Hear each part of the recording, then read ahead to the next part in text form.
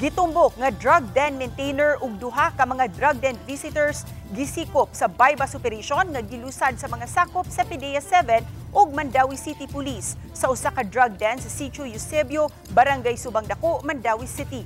Nasakmit atol sa operasyon ang 16 ka mga pakete sa gituhuang shabu nga mitimbang og 16 grams ug mibalor og 108,800,000 pesos. Nakuha usab sa dapit ang upat ka mga empty sachets nga may mga residue sa gituhuang shabu.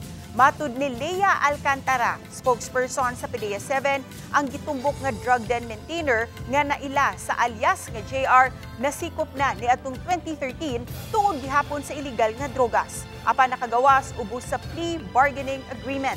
Samtang ang usa-usab sa mga drug den visitors nga nasikop nga naila sa alias nga Alken nasikop na usab niadtong 2015 tungod gihapon sa illegal nga drogas. Apan na-release usab pinaagi sa probation. Gideklarar ang Subang Dako sa Regional Oversight Committee on Barangay Drug Clearing nga drug-cleared barangay.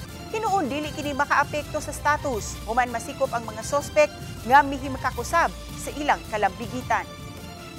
Makaapekto kung naay anti-illegal drug operations diha kung ma-validate na to ang barangay mismo, wala na sila effort, wala na sila gibuhat gani, wala na mga meetings, wala na nag-monitor sa ilang mga graduates, sa mga activities dito sa ilang barangay. Kana isa na siya ka grounds for the revocation of the status. However, for Subang Dako, okay man ang ilang activities dito.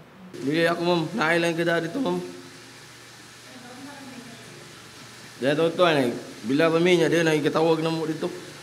Gitawag mi atong kauban na mo niya pamikibaw nga dugay kay siya ni Sol niya